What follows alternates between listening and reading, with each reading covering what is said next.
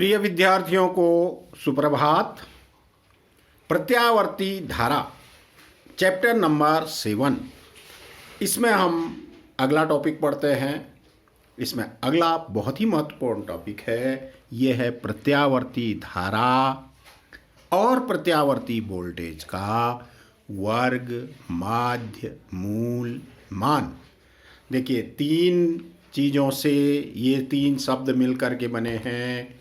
वर्ग स्क्वायर, माध्य एवरेज और मूल means root. Root mean square value of alternating current. इसको पढ़ने से पहले आप थोड़ा सा ये समझ लीजिए कि प्रत्यावर्ती धारा का यदि हम एसी एमीटर से मेजरमेंट कर रहे हैं तो हमारा जो एमीटर पड़ेगा धारा का वर्ग माध्य मूल मान पड़ेगा, धारा का आरएमएस मान पड़ेगा। सपोज एमीटर ने कितना करंट पड़ी, 5 एम्पियर, तो इसका अर्थ ये हुआ कि वो धारा का आरएमएस मान है। आई मीन्स आईआरएमएस है। ऐसे ही अल्टरनेटिंग वोल्टेज, हमारे घरों में 220 वोल्ट की प्रत्यावर्ती धारा आती है। यदि हम एसी वोल्ट मीटर से उस वोल्टेज को नापें, मान लें वो 220 वोल्ट मेजर कर रही है, तो उस 220 वोल्ट को का अर्थ हुआ V इक्वल टू VRMS हुआ। कितना? 220 वोल्ट। तो आइए वर्ग माध्य मूल मान निकालें। सबसे पहले धारा का, तो प्रत्यावर्ती धारा के एक पूर्ण चक्र के लिए हम क्या करेंगे, एक पूरा होल साइकिल लेंगे। कल हमने होल साइकिल पढ़े थे, देखे प्रत्यावर्ती धारा का होल साइकिल ये था। देखिए, ये प्रत्यावर्ती धारा का एक चक्र है। सपोज ये प्रत्यावर्ती धारा का एक पूरा चक्र है, तो एक पूरे चक्र में क्या होता है, एक होल साइकिल में देखिए, रफ पहले समझिए, ये एक चक्र हुआ, ये एक साइकिल हुआ। इसमें दो हाफ साइकिल हैं, ये कल स्टडी कर रखा है। ये ऊपर वाला हाफ साइकिल हुआ, ये प्लस आई नॉट ऊपर वाले में, और सेकंड हाफ साइकिल में ये करंट की पीक वैल्यू है माइनस आई नॉट। एक पूरे चक्र में जब हम कुंडली को चुंबकीय क्षेत्र में घुमा रहे थे, तो एक पूरे चक्र का मतलब उसको 0 से π/2, π/2 से पाई से 3π/2 और फिर 3π/2 से 2π तक रोटेट करेंगे। होल एक रोटेशन हो जाएगा, एक चक्र हो जाएगा। ये होल साइकिल हुआ। ये इस पूरे चक्र में किसी परिपथ में धारा फ्लो हो रही है, उस पूरे चक्र में उस करंट का क्या करेंगे, नंबर 1 स्क्वायर करेंगे। स्क्वायर करने के बाद उसका एवरेज मान निकाल लेंगे, और एवरेज मान निकालने के बाद उसका वर्गमूल कर देंगे, रूट कर देंगे। Square and then average and then root, ये तीन चीजें एक साथ करनी है। इसी को कह देंगे RMS value of the current. इसका अर्थ ये हो गया कि एक पूरे चक्र के लिए प्रत्यावर्ती धारा के वर्ग के औसत मान के वर्गमूल को धारा का वर्ग माध्य मूल मान कहेंगे, RMS value of the current कहेंगे। अब हमने ये पढ़ा है कि किसी प्रत्यावर्ती धारा परिपथ में धारा की equation, suppose I is equal to I not sine omega T, ये पीछे पढ़ लिया। अब एंगुलर वेलोसिटी, जो कुंडली को हम एंगुलर फ्रीक्वेंसी से रोटेट करा रहे हैं किसी सर्किट में, तो एंगुलर स्पीड होती है एंगुलर डिस्प्लेसमेंट अपॉन टी। कुंडली माना थीटा कोण घूमी टी टाइम पे, तो एंगुलर स्पीड होगी omega is equal to theta upon t. So theta is equal to omega T, तो यहां पर ओमेगा टी की वैल्यू क्या रख देंगे, थीटा। ये I is equal to I not sine theta, number 1, ये करंट हुई। अब हमको क्या करना है, इस करंट का स्क्वायर I स्क्वायर करना है। किसके लिए करना है, पूरे एक चक्र के लिए करना है। फिर उसका एवरेज मान निकालना है, औसत मान निकालना है, फिर उसका क्या कर देना है, वर्गमूल। यही क्या हुआ, IRMS. IRMS is equal to I square का पूरे चक्र के लिए औसत मान का वर्गमूल, रूट। बोथ साइड क्या कर दें, इसमें स्क्वायर कर दें। So IRMS square is equal to I square का पूरे चक्र के लिए औसत मान। अब I स्क्वायर कितना है भाई, ये है I। अच्छा, I square is equal to I not square sine square theta. इसको हम डी थीटा से ऊपर और नीचे डिवाइड करें और फिर इंटीग्रल करें होल साइकिल के लिए 0 to 2 पाई, लिमिट लगाएंगे 0 to 2 pi. So integral 0 to 2 pi I not square sine square theta D theta upon integral 0 to 2 pi D theta. यहां ऊपर आई नॉट स्क्वायर बाहर कर दीजिए, sign square theta D theta integral 0 to 2 pi upon नीचे D theta का integral theta और उसमें limit होगी 0 to 2 पाई। चलिए और आगे बढ़ते हैं। यहां तक आपकी समझ में आ गया। आगे बढ़े तो आगे बढ़ेंगे तो ये देखिएगा, ये देखिए यहां तक आए थे हम। IRMS का square is equal to I not square, ये आई नॉट स्क्वायर बाहर हो गया, नीचे 2 पाई माइनस 0 2 पाई बचा, 2 पाई ये तो बाहर कर दीजिए, integral 0 to 2 pi sine square theta के बदले मैंने इतना रखा है, ये देखिए कैसे आया। साइन स्क्वायर थीटा के बदले कितना 1/2 इंटू 1 माइनस कॉस 2 थीटा, क्योंकि हमने पढ़ा हुआ है क्या cos 2 theta is equal to 1 minus 2 sine square theta. So 2 sine square theta is equal to 1 minus cos 2 theta, sine square theta is equal to 1 minus cos 2 theta upon 2, ये पढ़ा हुआ है। ट्रिग्नोमेट्री का छोटा सा फार्मूला है, cos theta 2 theta के sign 2 theta के फार्मूले होते हैं, तो इस फार्मूले को नोट करिएगा। तो साइन स्क्वायर थीटा के बदले हमने 1/2 1 minus cos 2 theta D theta, इसमें से 1/2 को भी बाहर कर दीजिए तो I not square upon 4 pi integral 0 to 2 pi D theta, ये दो टर्म है इनको सेपरेट सेपरेट कर दीजिए, डी थीटा अलग कर दीजिए minus 0 to 2 pi cos 2 theta D theta अलग कर दीजिए। आप थोड़ा सा ध्यान देना, ये आ गया आई नॉट स्क्वायर अपॉन 4 पाई, ऊपर देखिए डी थीटा का इंटीग्रल थीटा और उसमें लिमिट हुई 0 to 2 पाई, और cos 2 थीटा डी थीटा इसका एवरेज वैल्यू होल साइकिल के लिए होता है 0, क्योंकि जो साइन और कॉस फंक्शन होते हैं, ध्यान रखिएगा, प्रत्यावर्ती धारा के पूर्ण चक्र के लिए sine theta sine 2 theta up to सोन साइन n थीटा, और इसी प्रकार cos theta cos 2 theta cos 3 theta up to cos n theta का औसत मान 0 होता है। क्यों 0 होता है? क्योंकि साइन का मान -1 से -1 तक परिवर्तित होता है। साइन का मिनिमम वैल्यू होती है -1, मैक्सिमम वैल्यू +1। ऐसे ही cos फंक्शन, ये टाइम डिपेंडेंट फंक्शन है, cos का मान भी होता है कितना, -1 से -1, इसलिए cos theta 2 theta 3 theta up to so on, ये इनका एवरेज वैल्यू होल साइकिल के लिए 0।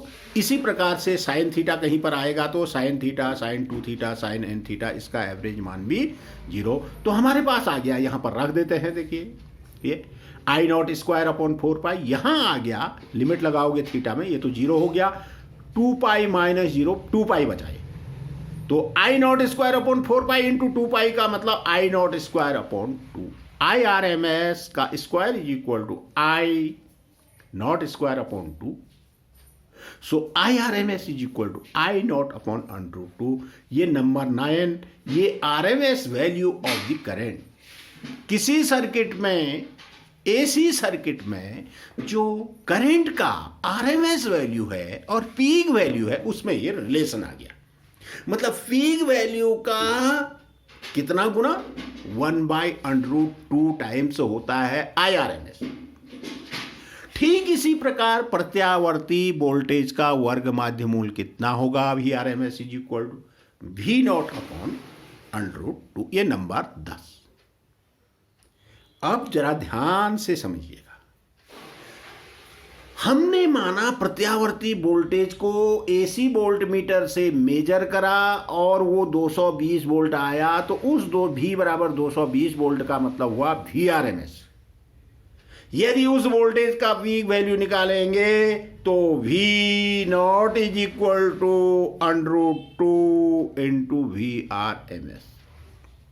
इसको ध्यान रखना है आपको। ऐसे ही माना करंट है, करंट माना 5 एम्पियर है, जो एसी एमीटर है वो करंट को 5 एम्पियर मेजर कर रहा है, तो उस I is equal to 5 ampere का मीनिंग हुआ करंट की आरएमएस वैल्यू, IRMS हुई हो। यदि हम करंट की पीक वैल्यू निकालना चाहें तो I not is equal to IRMS √2 होगा। अब थोड़ा सा ये ध्यान रखिए कि दिष्ट धारा और दिष्ट वोल्टेज, डीसी करंट और डीसी वोल्टेज का मापन हम डीसी एमीटर और डीसी वोल्टमीटर से करते हैं। डीसी मीन्स डायरेक्ट करंट, बाद में पढ़ेंगे डायरेक्ट करंट, अल्टरनेटिंग करंट तो हम पढ़ ही रहे हैं, थोड़ा सा हम डिफरेंस करेंगे अल्टरनेटिंग करंट और डायरेक्ट करंट में। तो डायरेक्ट करंट को हम डीसी एमीटर से मेजर करेंगे और डायरेक्ट दिष्ट वोल्टेज को हम किससे मेजर करेंगे? दिष्ट वोल्टेज को हम मेजर करेंगे डीसी वोल्टमीटर से। जो डीसी और एसी एमीटर और वोल्टमीटर होते हैं, इनकी रचनाओं में थोड़ा सा अंतर होता है। और अल्टरनेटिंग करंट और अल्टरनेटिंग वोल्ट का मापन हम किससे करेंगे? AC ammeter. एसी एमीटर का मतलब उसमें एक मेटलिक वायर डाल दिया जाता है। जब उसमें करंट फ्लो होती है तो वो हीट होने लगता है, और हीट होने लगता है तो थोड़ा सा उसमें एक्सपेंशन होने लगता है। एक्सपेंशन होने लगता है तो सुई घूमने लगती है, वही उसको कहते हैं तप्त तार एमीटर। और ऐसे ही एसी वोल्टमीटर को कहते हैं तप्त तार, हॉट वायर वोल्टमीटर कहलाता है। AC voltmeter, AC ammeter. ऐसे ही डीसी एमीटर, डीसी वोल्टमीटर की रचनाओं में थोड़ा सा अंतर है, बहुत ज्यादा, शेष प्रिंसिपल एक सा है। तो एसी एमीटर प्रत्यावर्ती धारा का वर्ग माध्य मूल मान का मापन करेगा, और सिमिलरली एसी वोल्टमीटर प्रत्यावर्ती वोल्टेज के वर्ग माध्य मूल का मापन करेगा। तो 10 चीजें हमने पढ़ दी। क्या क्या पढ़ी? रिपीट कर दे रहे हैं। अल्टरनेटिंग करंट, अल्टरनेटिंग वोल्टेज, 2 चीजें पढ़ी। V is equal to V not sine omega T, I is equal to I not sine omega t, 2 चीजें। और एसी एमीटर नहीं, एसी करंट और एसी वोल्टेज के पीक वैल्यूज, वोल्टेज का आयाम और धारा का आयाम, शिखर मान, peak value, I not is equal to V not is equal to, ये 2 चीजें फिर पढ़ी हमने। V not is equal to NVA omega, और I not is equal to NVA omega upon R। कितनी चीजें? 4 चीजें होगी। फिर हमने क्या पढ़ा? वोल्टेज और करंट के लिए, एसी वोल्टेज और एसी करंट के लिए बाई कुछ डेफिनेशंस पढ़ी। उसका करंट का एम्पलीट्यूड क्या है, उसकी फ्रीक्वेंसी क्या है, एंगुलर फ्रीक्वेंसी क्या है, ये छोटी छोटी चीजें। करंट का आयाम था I नॉट, वोल्टेज का आयाम था V नॉट। ऐसे ही करंट की फ्रीक्वेंसी, जो एसी करंट है या एसी वोल्टेज है, उसकी फ्रीक्वेंसी न्यू, हमारे देश में हमने कह दिया कि हम लगभग 50 हर्ट्ज की एसी करंट जनरेट करते हैं। तो frequency nu is equal to 1/t। T आवर्तकाल था, टाइम पीरियड था। टाइम पीरियड मीन्स एक साइकिल में जो टाइम लगता है वो टाइम पीरियड हो गया। और angular frequency omega is equal to 2π/t या 2π न्यू। ये छोटी छोटी चीजें पढ़ी, 2 चीजें यहां आई थी। और उसके बाद हमने प्रत्यावर्ती वोल्टेज और प्रत्यावर्ती धारा का एवरेज मान पढ़ा। एवरेज मान हमारा आ गया कितना?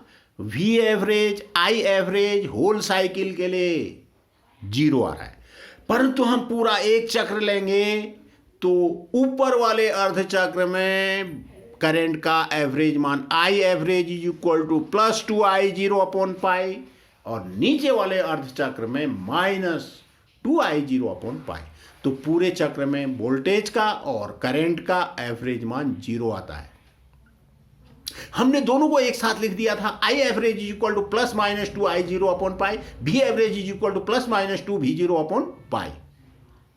तो इसका अर्थ ये हो गया, अपर प्रत्येक अपर हाफ साइकिल में ऊपर वाले प्रत्येक अर्ध चक्रों में वोल्टेज का एवरेज मान आएगा +2V0/पाई।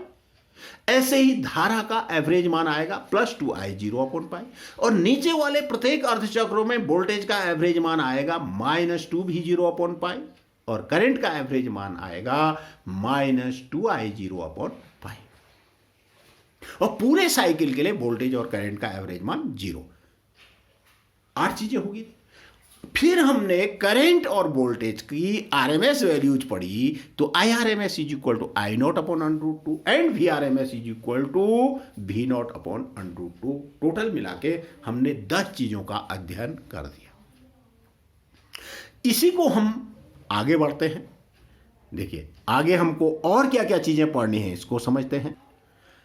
प्रत्यावर्ती धारा और वोल्टेज के बीच कलांतर की स्टडी करते हैं। फेज डिफरेंस बहुत इंपॉर्टेंट है, बहुत अच्छे से समझ लीजिएगा। प्रत्यावर्ती धारा तथा प्रत्यावर्ती वोल्टेज के बीच कलांतर, phase difference between voltage and current in AC circuit. यदि ये चीज समझ में नहीं आएगी तो आगे हम जो अल्टरनेटिंग सर्किट्स पढ़ेंगे उनको समझने में बड़ा दिक्कत होएगा। भाई ध्यान रखिएगा, मैं 3 चीजें यहां पर समझा रहा हूं। नंबर 1, यदि किसी परिपथ में धारा और विभवांतर दोनों का परिवर्तन समय के साथ एक जैसा होगा। समय के साथ एक जैसा होने का अर्थ यह हुआ कि जिस समय धारा का मान 0 उस समय वोल्टेज का मान भी 0। धारा का मान बढ़ा, वोल्टेज का मान भी बढ़ना शुरू हुआ। धारा का मान अधिकतम हुआ तो वोल्टेज का मान भी अधिकतम हुआ। धारा घटी तो उसी अनुपात में वोल्टेज भी घटी। यदि ऐसा हो रहा है तब धारा और वोल्टेज के बीच कोई कलांतर नहीं होता है। कलांतर means phase difference. If no phase difference between voltage and current, then the equation for voltage and current, alternating voltage और current के लिए तब इक्वेशन आएंगी V = V0 sin ωt, I = I0 sin ωt। इसका अर्थ ये हुआ कि वोल्टेज और करंट में कोई भी फेज डिफरेंस नहीं है। phi = 0। इसको समझिए। मैं टाइम के रिस्पेक्ट में इधर x एक्सेस में मैंने टाइम ले रखा है और इधर वोल्टेज और करंट दोनों को एक साथ देखते हैं। करंट भी देखेंगे इधर को, V और I दोनों को देखेंगे y एक्सेस में। देखो सपोज ये वोल्टेज के लिए हमने ग्राफ खींचा। देखो समय के साथ, समय 0 t = 0 से शुरू कर रहे हैं। वोल्टेज का मान बड़ा बड़ा बड़ा मैक्सिमम V0 हुआ, फिर घटा घटा 0 हुआ, फिर अपोजिट डायरेक्शन में बड़ा बड़ा अधिकतम हुआ, फिर एक साइकिल हो गया, घटा घटा 0 हो गया। एक साइकिल में ऐसा हो रहा है। वोल्टेज का मान 2 बार बढ़ रहा है, अधिकतम हो रहा है, 2 बार न्यूनतम हो रहा है, 0 हो रहा है। 2 बार 0, ये देखिए 0 और 2 बार अधिकतम। ऐसे ही फिर दूसरा साइकिल शुरू हो गया, फिर वोल्टेज बड़ा मैक्सिमम हुआ, फिर घटा 0 हुआ, फिर अपोजिट डायरेक्शन में बड़ा मैक्सिमम हुआ, फिर घटा 0 हुआ।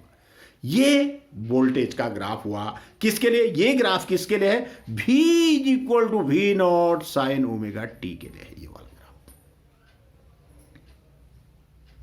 अब देखिएगा, यदि ये समझ में आ गया तो ये वोल्टेज की पीक वैल्यू, ये देखिए ये प्लस V0, ये माइनस V0, फिर plus V0 minus V, up to 100। अब आते हैं हम किस में? करंट के लिए। करंट के लिए ग्राफ ड्रॉ करते हैं। देखो वोल्टेज 0 से बढ़ रहा है, अधिकतम मान तक पहुंच रहा है। ऐसे ही यदि उस परिपथ में जिस समय वोल्टेज 0 करंट भी 0, वोल्टेज बढ़ी तो उसी रेशियो में करंट भी बढ़नी शुरू हुई। मैक्सिमम वोल्टेज मैक्सिमम, करंट भी मैक्सिमम। अब वोल्टेज घटी तो करंट भी घटी, 0। फिर वोल्टेज अपोजिट डायरेक्शन में बढ़ी, करंट भी बढ़ी। फिर वोल्टेज घटी तो करंट भी घटी। फिर वोल्टेज बढ़ी तो करंट भी बढ़ी।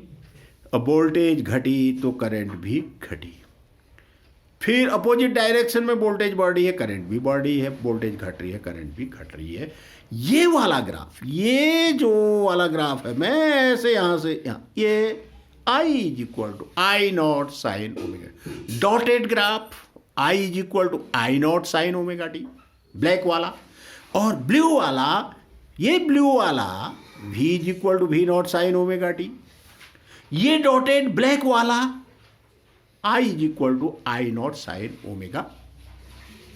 इसका अर्थ हुआ कि जिस समय ये देखो वोल्टेज जीरो, करंट भी जीरो, जिस समय वोल्टेज V नॉट उस समय करंट I नॉट, ये है I नॉट, वोल्टेज फिर जीरो, करंट भी जीरो, वोल्टेज घटनी शुरू हुई, करंट भी घटनी शुरू हुई, वोल्टेज जीरो हुई, करंट भी जीरो हुई, अपोजिट डायरेक्शन में वोल्टेज बढ़नी शुरू हुई, करंट भी बढ़नी शुरू हुई, वोल्टेज की वैल्यू मैक्सिमम हुई, माइनस V नॉट हुई तो करंट माइनस I नॉट हुई, फिर वोल्टेज घटनी शुरू हुई जीरो, करंट भी घटनी शुरू हुई, जीरो तक आ गई। ऐसा यदि हमको ग्राफ मिलेगा तो ऐसे परिपथ में हम ये कह देंगे कि वोल्टेज और करंट के बीच कोई भी फेज डिफरेंस नहीं है। और ऐसा किन सर्किट्स में होता है? ऐसा उन सर्किट्स में होता है जिनमें केवल ओमी प्रतिरोध है होता है। ओम्स लॉ पढ़ा है हमने, ओमिक सर्किट्स होते हैं, उनमें ऐसा होता है। ध्यान रखिएगा, आगे पढ़ेंगे ओमी परिपथ पढ़ेंगे, सबसे पहले उसी को पढ़ेंगे। पहली condition, when there is no phase difference between voltage and current, then the equation for voltage and current V is equal to V naught sin omega t and I is equal to I naught sin omega t। ये clearly सबके समझ में आ जाना चाहिए।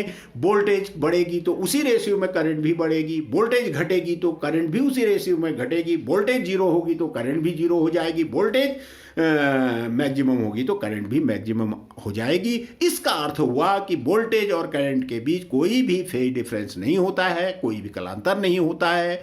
ऐसा परिपथ होता है ओमीय परिपथ। दूसरे सर्किट्स में आते हैं, देखिए नंबर 2, यदि किसी प्रत्यावर्ती धारा परिपथ में वोल्टेज भी धारा I से कला में अग्रगामी हो, मीन्स वोल्टेज क्या कर रही है? लीड कर रही है, लीडिंग कर रही हो, लीडिंग, ठीक है। तो करंट क्या होगी? लैगिंग करेगी, बिहाइंड होगी। तो वोल्टेज धारा से क्या है? अग्रगामी। वोल्टेज अग्रगामी, धारा पश्चगामी।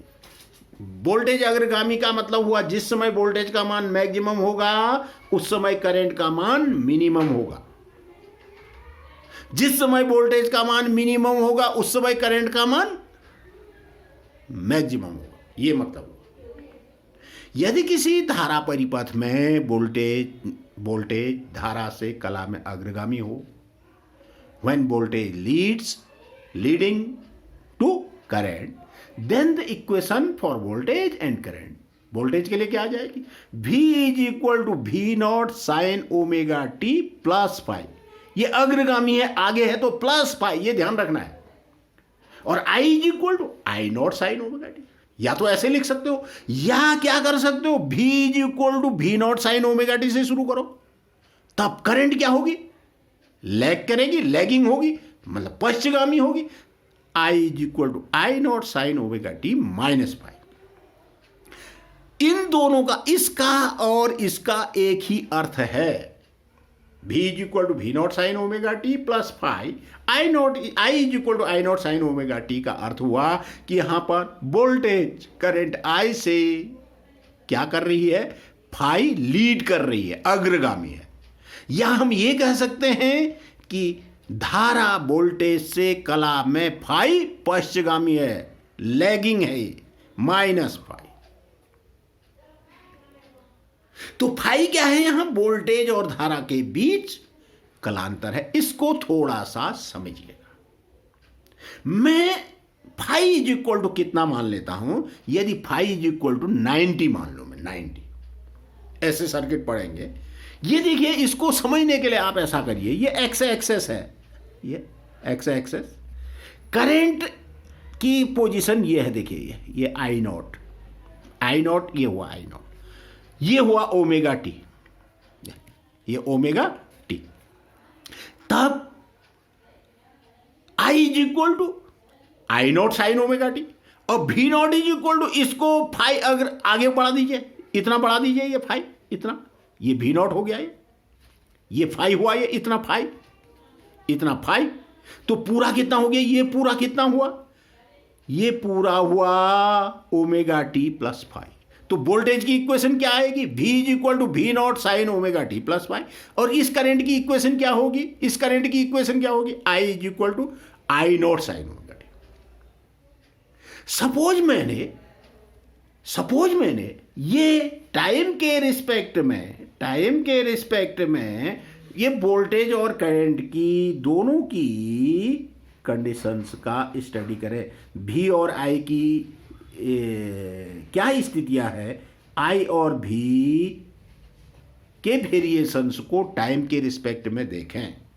सपोज मैं इस ग्राफ में वोल्टेज को जीरो से शुरू कर रहा हूं, T is equal to zero, ये वोल्टेज के लिए V इज इक्वल टू, ये वोल्टेज बढ़ा, अधिकतम हुआ, फिर घटा शून्य हुआ, फिर अपोजिट डायरेक्शन में बढ़ा, अधिकतम हुआ, फिर घटा शून्य हुआ, एक साइकिल हो गया। फिर ऐसे ही आगे को चलता रहेगा, दूसरा, तीसरा, चौथा, ऐसे साइकिल।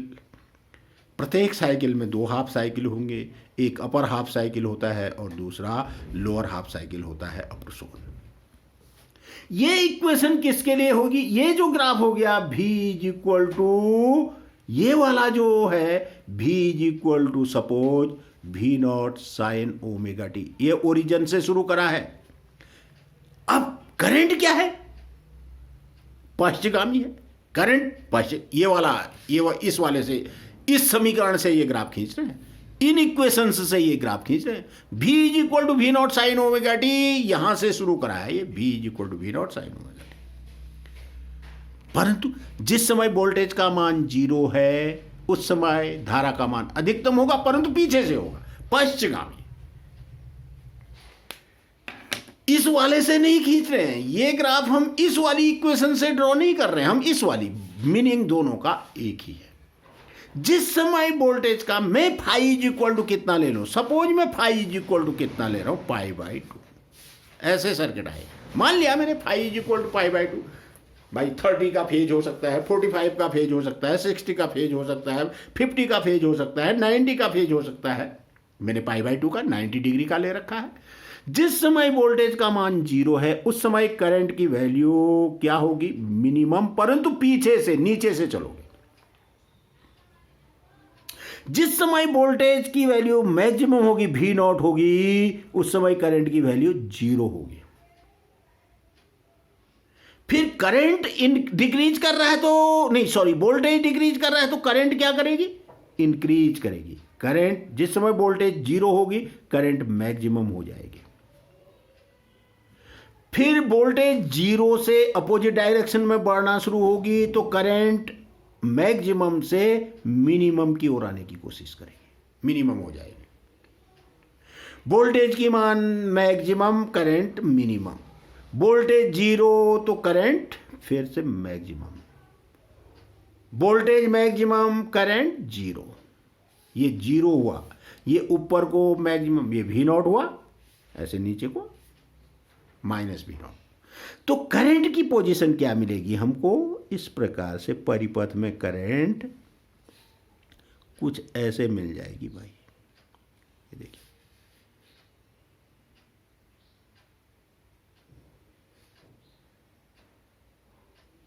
ये करंट की इक्वेशन आ जाएगी। ये डॉटेड वाली देखिए, जिस समय वोल्टेज जीरो है current I not, minus I not, voltage maximum, ये देखो करंट जीरो,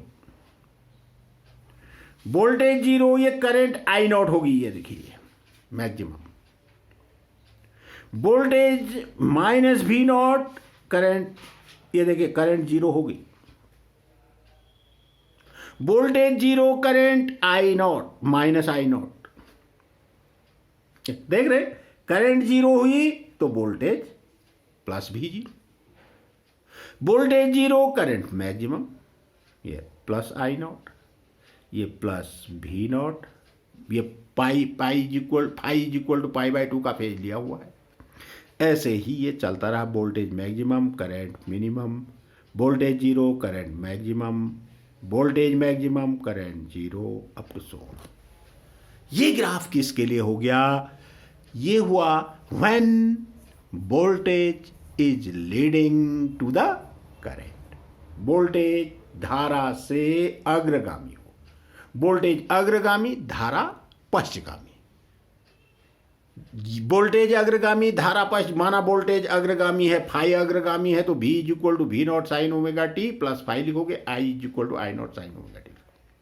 या वोल्टेज को V is equal to V naught omega T से शुरू करोगे तो करंट जो है पश्चगामी होगी, लैगिंग करेगी। यहां वोल्टेज लीडिंग कर रही है, करंट लैगिंग कर रही है, पीछे है, पीछे। अच्छा, I naught is equal to I is equal to I naught sine omega T minus phi. ये दोनों इक्वेशन, ये या ये एक ही बात है, परंतु ग्राफ की स्थिति थोड़ा सा बदलेगी। ग्राफ से भी मीनिंग वही हुआ। मैंने ये ग्राफ किन इक्वेशंस से ड्रॉ कर रखा है? इन इक्वेशंस से ड्रॉ करा है, इस वाली से। यदि इससे करेंगे तो V is equal to V naught sine omega T plus phi, I is equal to I naught sine omega T, तो आप I naught sine omega T, I यहां से शुरू करोगे, फिर भी ऊपर से शुरू करोगे। ये हो गया when voltage is leading to the current, voltage अग्रगामी, धारा पश्चगामी, तो V is equal to V naught sine omega T plus phi, I is equal to I naught sine omega T. ये दूसरी चीज होगी। अब आते हैं हम तीसरी चीज में, जब वोल्टेज पश्चगामी हो, धारा अग्रगामी हो। अच्छा, एक बात, ऐसा किन परिपथों में होगा? वोल्टेज अग्रगामी, धारा पश्चगामी और 90 का फेज होगा तो आगे सर्किट पढ़ेंगे। ऐसा होता है इंडक्टिव सर्किट्स में, एल वाले सर्किट में, जिसमें केवल प्रेरकत्व हो, वोल्टेज और धारा के बीच कोई कलांतर नहीं होगा। तो ऐसा किन वाले सर्किटों में? ओमी परिपथों में होता है, जिनमें केवल रेजिस्टेंस हो, ओमिक रेजिस्टेंस हो, जिनमें केवल इंडक्टेंस हो। वहां पर क्या होगा? वोल्टेज धारा को 90 का लीड करेगी, वोल्टेज और धारा के बीच 90 अंश का कलांतर होगा, परंतु वोल्टेज अग्रगामी होगी, धारा पश्चगामी होगी। ये सेपरेट सेपरेट सर्किट हम पढ़ेंगे। आइए तीसरी कंडीशन में आते हैं। तीसरी कंडीशन क्या है? जब वोल्टेज धारा से कला में पश्चगामी हो। यदि किसी प्रत्यावर्ती धारा परिपथ में वोल्टेज भी धारा I से कला में पश्चगामी, लैगिंग कर रही हो, तो एसी वोल्टेज और धारा के लिए हम समीकरण क्या लिखेंगे? Suppose V is equal to V naught sine omega T, ये वोल्टेज की इक्वेशन होगी। तो करंट क्या है? अग्रगामी है, करंट जो है लीड कर रही है वोल्टेज को, वोल्टेज पश्चगामी है, लैगिंग कर रही है करंट को। तो I is equal to I naught sine omega T plus phi. इसको ऐसे भी लिख सकते हैं, V is equal to V naught sine omega T, voltage पश्चगामी है, धारा अग्रगामी है, ये देखो, प्लस फाइव। यदि धारा को हम I is equal to I naught sine omega T से दिखाएंगे तो V is equal to V naught sine omega T minus phi. Voltage पश्चगामी, धारा अग्रगामी। इसको समझने के लिए हम क्या करें? देखिए, इसको समझने के लिए हम क्या करें? देखिए, ये एक्स एक्सेस है, ये एक्स एक्सेस है, ये वोल्टेज, ये देखिए, ये वोल्टेज है V, वोल्टेज की पीक वैल्यू है V नॉट, और ये करंट की पीक वैल्यू है I नॉट। सपोज ये ओमेगा टी है, V नॉट और एक्स एक्सेस के बीच कितना ओमेगा टी का एंगल फॉर्म हो रहा है। तो वोल्टेज के लिए क्या इक्वेशन आएगी? V is equal to V naught sine omega T. और करंट के लिए क्या आ जाएगी? ये करंट वाला ये है, तो ओमेगा टी प्लस फाइव, ये पूरा आएगा। तो I is equal to I naught sine omega T plus phi. या इन्हीं इक्वेशंस को हम ऐसे भी कर सकते हैं, V is equal to V naught sine omega T minus phi, I is equal to I naught sine omega. चलो ग्राफिकल रिप्रेजेंटेशन कर लें। फिर से टाइम के रिस्पेक्ट में वोल्टेज और टाइम के रिस्पेक्ट में, इधर मैं टाइम ले लेता हूं, टाइम के रिस्पेक्ट में वोल्टेज और करंट का वेरिएशन देखें।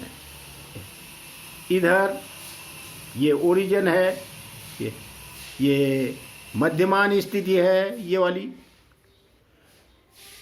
इधर हम वोल्टेज और करंट का वेरिएशन देखते हैं टाइम के रिस्पेक्ट में। सपोज मैं इस ग्राफ से आई से शुरू करूं, I is equal to I naught sine omega T, माना इससे शुरू करूं।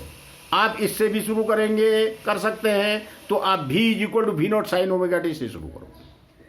मैं इससे शुरू कर रहा हूं, I is equal to I naught sine omega T, ये ग्राफ सपोज मैंने खींच दिया। या इससे करना चाहो तो मैं चलो इससे ही कर लेता हूं। इससे करूंगा तो v is equal to V naught sine omega T. देखो वोल्टेज ओमेगा टी, वोल्टेज शून्य से बढ़ना शुरू हुआ मैक्सिमम, मैक्सिमम से फिर जीरो, जीरो से फिर अपोजिट डायरेक्शन में मैक्सिमम, मैक्सिमम से फिर जीरो। ये एक साइकिल हो गया, ऐसा चलते रहेगा। फिर दूसरा अप टू सो, ये वोल्टेज के लिए ग्राफ हो गया। अब देखो I is equal to I naught sine omega T. Suppose phi is equal to कितना हो, यहां पर phi is equal to suppose pi by 2 यहां पर भी हो, मतलब धारा अग्रगामी है, वोल्टेज पश्चगामी है। वोल्टेज को हमने मूल से दिखा रखा, ओरिजिन से दिखा रखा है। जिस समय वोल्टेज की वैल्यू मिनिमम, उस समय करंट की वैल्यू मैक्सिमम होगी, परंतु ऊपर से शुरू करेंगे। तो phi is equal to pi by 2 ऐसा होता है, वोल्टेज पश्चगामी, धारा अग्रगामी। ऐसा किन परिपथों में होता है? जिन परिपथों में केवल संधारित्र होता है, धारितीय परिपथ, बाद में पढ़ेंगे ये परिपथ। तो आ जाएगा, देखिए जिस समय वोल्टेज जीरो, उस समय करंट की वैल्यू मिनिमम नहीं मैक्सिमम। मैक्सिमम को हम ऊपर से दिखाएंगे। देखो करंट जीरो नहीं, voltage zero, current maximum. Voltage की वैल्यू मैक्सिमम हुई तो करंट घटनी शुरू हुई जीरो। वोल्टेज जीरो हुई तो करंट बढ़नी शुरू हुई, इस समय करंट मैक्सिमम। वोल्टेज बढ़नी शुरू हुई तो करंट घटनी शुरू होगी, इस समय करंट की value minimum. Voltage zero, current maximum. Voltage maximum, current zero.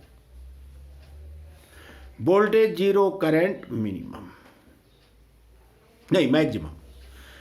Voltage maximum, current minimum, up to so on. तो ऐसा ग्राफ आ जाएगा भाई।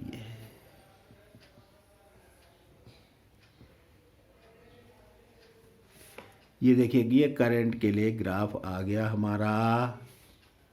क्या? ये वाला डॉटेड वाला, डॉटेड वाला ग्राफ करंट के लिए। देखो जिस समय वोल्टेज जीरो है, करंट मैक्सिमम है। वोल्टेज जिस समय मैक्सिमम है, उस समय देखो ये करंट जीरो है। वोल्टेज जीरो है, उस समय करंट मैक्सिमम है, आई नॉट हो गया है। Voltage maximum minus V naught, current zero. Voltage zero, current plus I naught, maximum. Voltage maximum, current zero. Voltage zero, current maximum. Voltage maximum, current zero, up to so on, ऐसा चलता रहेगा। तो तीन प्रकार के हमने फेजेज देखे। When phase difference zero between voltage and current, then V is equal to V naught sine omega T, I is equal to I naught sine omega T. पहला, यदि वोल्टेज अग्रगामी हो, धारा पश्चगामी हो, तब V is equal to V naught sine omega T plus phi. Phi जो है अग्रगामी या पश्चगामी है, I is equal to I naught sine omega T. या V is equal to V naught sine omega T, दूसरी कंडीशन थी। I is equal to I naught sine omega T minus phi. और तीसरी कंडीशन थी कि धारा अग्रगामी, voltage पश्चगामी, तब V is equal to V naught sine omega T, I is equal to I naught sine omega T plus phi. यहां पर ये जो ग्राफ मैंने phi is equal to pi by 2 का फेज दिखा रखा है। और या इसको ऐसा भी, ये दोनों ग्राफ का मीनिंग एक ही हुआ, एक ही अर्थ हुआ इन दोनों का। v is equal to V naught sine omega T minus phi, I is equal to I naught sine omega T. यहां पर करंट लीड कर रही है, वोल्टेज लैगिंग है, लैग कर रही है। वोल्टेज पश्चिमगामी, धारा अग्रगामी। दूसरे वाले में था वोल्टेज अग्रगामी, धारा पश्चिमगामी। पहले वाले में था वोल्टेज और धारा के बीच कोई भी कलांतर नहीं, कोई पश्चिमगामी नहीं, कोई अग्रगामी नहीं। अब हम प्रत्यावर्ती धारा परिपथों में आते हैं। तो पहला प्रत्यावर्ती धारा परिपथ, थोड़ा सा वोल्टेज और धारा के बीच कलांतर समझ लीजिएगा, अच्छे से समझ लीजिएगा। अब हम मुख्य 3 परिपथों में आते हैं। सबसे पहले हमने बहुत सारे परिपथ पढ़ने हैं, 7 परिपथों का अध्ययन करना है। पहला परिपथ प्रत्यावर्ती धारा परिपथ, एसी सर्किट्स में नंबर 1 ओमिक सर्किट, ओमीय परिपथ। ध्यान दीजिएगा, ओमिक सर्किट। पीछे ओम्स लॉ ग्रह पड़ा हुआ है। वे परिपथ जो ओम के नियम का पूर्णतः पालन करते हैं, अर्थात V और I के बीच जो ग्राफ ड्रॉ करते हैं वो एक लीनियर फॉर्म पे आता है, सरल रेखीय होता है। B is proportional I, B बराबर IR। ऐसा जो परिपथ करते हैं वो कहलाते हैं ओमी परिपथ। जिन परिपथों में केवल ओमी प्रतिरोध R होता है वे परिपथ ओमी परिपथ कहलाते हैं। ये पहला परिपथ है, इसको ध्यान रखना। इन परिपथों में वोल्टेज और धारा के बीच कोई भी कलांतर नहीं होता है, जो फर्स्ट कंडीशन हमने पढ़ी थी। ओमी, बस ये 3 परिपथ आपको ध्यान से याद रखने हैं। पहला परिपथ ओमी परिपथ, ओमी परिपथ में वोल्टेज और धारा के बीच कोई भी कलांतर नहीं होता है, इतना याद रखना। अब हम क्या करते हैं, एक प्रतिरोध लें। ये देखिए, एक प्रतिरोध लिया हमने, ये इस प्रतिरोध का मान है सपोज R। इस प्रतिरोध के सिरों के बीच हमने क्या लगा दिया, एक प्रत्यावर्ती धारा स्रोत लगा दिया। प्रत्यावर्ती धारा स्रोत की वोल्टेज है, वोल्टेज के लिए जो इक्वेशन है V is equal to V naught sine omega T. तो इसमें सपोज करंट फ्लो हो रही है I, तो I is equal to I naught sine omega T. ये करंट की इक्वेशन होगी। इसका अर्थ ये हो गया कि वोल्टेज और धारा के बीच कोई भी कलांतर नहीं है। और ये जितनी भी वोल्टेज ये लगा रखी है पूरी की इस पे ड्रॉप हो जाएगी, इस प्रतिरोध के सिरों के बीच ड्रॉप हो जाएगी। रेजिस्टेंस के अक्रॉस टोटल वोल्टेज ड्रॉप होगी। तो V is equal to V R is equal to I into R होगा। अब ध्यान ये रखना है आपको कि जितने भी परिपथ पढ़ेंगे हम, उन सब परिपथों में हमको 4 चीजें निकालनी है। 4 चीजें क्या क्या निकालनी है, ध्यान से सुन लीजिएगा। एक तो नेट वोल्टेज कितनी होगी उस सर्किट की, नंबर 1। नंबर 2 हम क्या निकालेंगे, उस परिपथ का प्रतिरोध निकालेंगे। नंबर 2 रेजिस्टेंस निकालेंगे। नेट वोल्टेज निकालेंगे उस सर्किट का, जैसे यहां पर नेट वोल्टेज भी है, वो ये भी पूरा का मतलब V naught sine omega T, ये पूरा का पूरा किसके अक्रॉस ड्रॉप हो गया है, रेजिस्टेंस आर के सिरों के बीच ड्रॉप हो गया। V is equal to V R हो गया। यहां पर वी आर का मतलब प्रतिरोध के सिरों के बीच विभव अंतर हुआ। नंबर 1 V निकालेंगे, नेट वोल्टेज निकालेंगे, नेट रेजिस्टेंस निकालेंगे, और तीसरी चीज निकालेंगे हम फाई मीन्स वोल्टेज और धारा के बीच कलांतर। ये ध्यान से सुन लीजिए, हर परिपथ में हम 4 चीजें निकालेंगे। नेट वोल्टेज निकालेंगे, नेट प्रतिरोध निकालेंगे, धारा और वोल्टेज के बीच कलांतर निकालेंगे तीसरी चीज, और चौथी चीज निकालेंगे हम कॉस फाई। बहुत ही महत्वपूर्ण चीज होती है, उसको मैं बताऊंगा कॉस फाई क्या है। कॉस फाई होता है शक्ति गुणा, पावर फैक्टर। तो सबकी समझ में आ गया होगा, हर परिपथ में हम कितनी चीजें निकालेंगे, 4 चीजें। पहले 3 परिपथों में मौखिक चीजें हैं, सब मौखिक याद रखना है आपको। पहला परिपथ ओमी परिपथ, ओमी परिपथ का मतलब प्रतिरोध के सिरों के बीच हमने प्रत्यावर्ती धारा जोड़ रखा है, तो ये ओमी परिपथ हो गया। ओमी परिपथ में वोल्टेज और धारा के बीच कोई कलांतर नहीं होगा, तो इक्वेशन आ गई V equal to V not sine omega T, I equal to I not sine omega T. अब हमने जब वोल्टेज और धारा के बीच कोई कलांतर नहीं होता है तो समय के रिस्पेक्ट में, टाइम के रिस्पेक्ट में हमने वोल्टेज और करंट के बीच का वेरिएशन देखा। V और I के लिए क्या देखा हमने? समय के साथ वेरिएशन देखा। सपोज किसी परिपथ में वोल्टेज और धारा के बीच कलांतर नहीं होता है, ऐसा किस में होता है? ओमी परिपथ में। तो पहले मैं वोल्टेज के लिए ग्राफ खींचता हूं।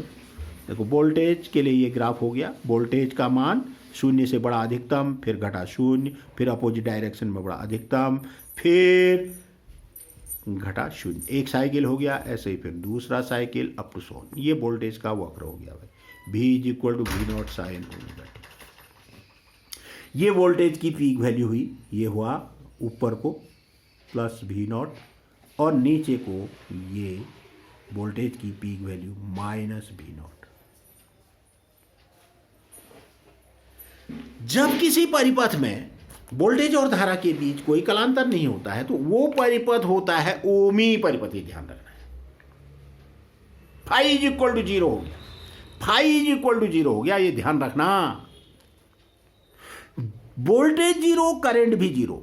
वोल्टेज बढ़नी शुरू हुई, करंट भी उस परिपथ में, ये करंट के लिए ग्राफ। वोल्टेज अधिकतम, धारा भी अधिकतम, ये आई नॉट हुआ, ये हुआ आई नॉट। वोल्टेज घटी, धारा भी घटी, शून्य। वोल्टेज शून्य, धारा भी शून्य। वोल्टेज अपोजिट डायरेक्शन में बढ़ी, धारा भी बढ़ी। वोल्टेज घटी, धारा भी घटी, अप टू सो ऑन। ये हो गया करंट के लिए ग्राफ।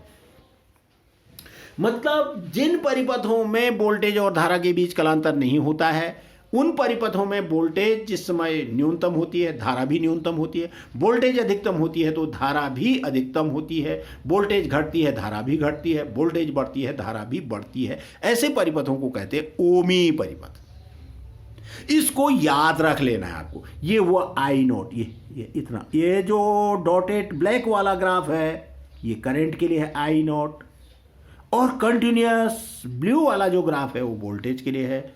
दोनों को एक साथ ड्रॉ करा हुआ है। ये इक्वेशंस के लिए ये ग्राफ है। इसका अर्थ क्या हुआ और समझना, हम वेक्टर डायग्राम खींचते हैं और हर सर्किट में वेक्टर डायग्राम आपको चाहिए, इसलिए बहुत ध्यान से समझ लीजिएगा। ये पहला सर्किट है। पहले सर्किट को ऐसे दिखाएंगे, वोल्टेज और धारा के बीच कोई कलांतर नहीं है। ये इक्वेशन आ गई। इस वोल्टेज के सिरों के बीच जो वोल्टेज है V is equal to V R, V is equal to V R, पूरा का पूरा वोल्टेज इस रेजिस्टेंस के सिरों के बीच ड्रॉप हो रही है तो वोल्टेज वी आर, और इसमें इस रेजिस्टेंस में जो करंट फ्लो हो रही है I, इनके बीच कोई कलांतर नहीं है। ये वेक्टर डायग्राम हुआ, ये चाहिए हमको। इसका मतलब ये हुआ, जिस समय वोल्टेज मैक्सिमम करंट भी मैक्सिमम, जिस समय वोल्टेज जीरो करंट भी जीरो, जिस समय वोल्टेज घटी करंट भी घटी। ये डायग्राम हमको, ये बहुत महत्वपूर्ण है। इसका मतलब ये अर्थ हो गया कि वी आर और आई के बीच कोई भी फेज डिफरेंस नहीं है। अब हमने इस परिपथ में पहली चीज क्या निकाल दी? पहली चीज ओमी परिपथ में हमने वोल्टेज की इक्वेशन निकाल दी। वोल्टेज मिल गई हमको V is equal to V not sine omega T.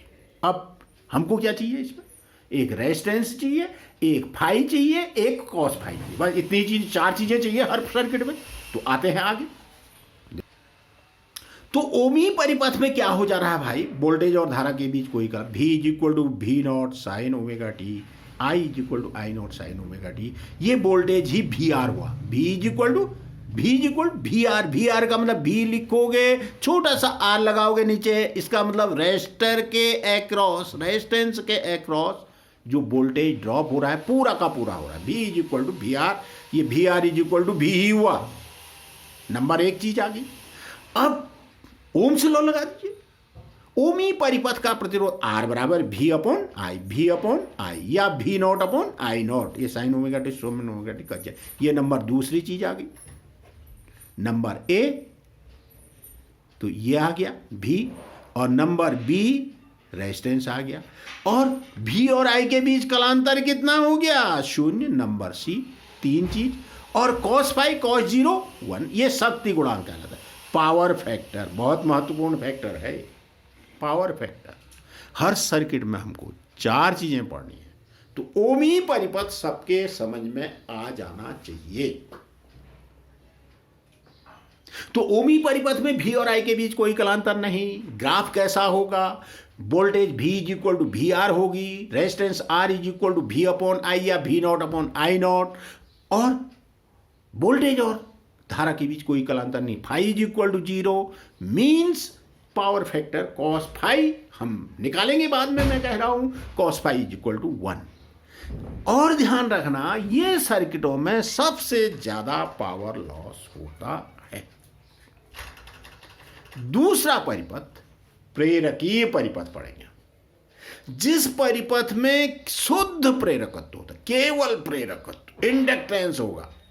पीछे हमने विद्युत चुंबकीय प्रेरण पढ़ा था, तो उसमें प्रेरकत्व के बारे में डिस्कस करा था।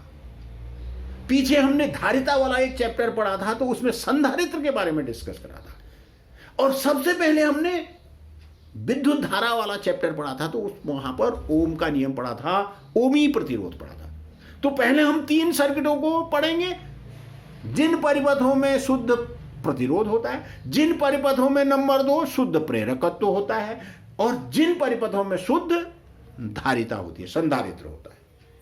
तो पहला एक परिपथ हमने पढ़ लिया, ओमी परिपथ। दूसरा परिपथ प्रेरकीय परिपथ पढ़ेंगे, अगले लेक्चर में पढ़ेंगे। आज के लिए इतना ही, शेष फिर।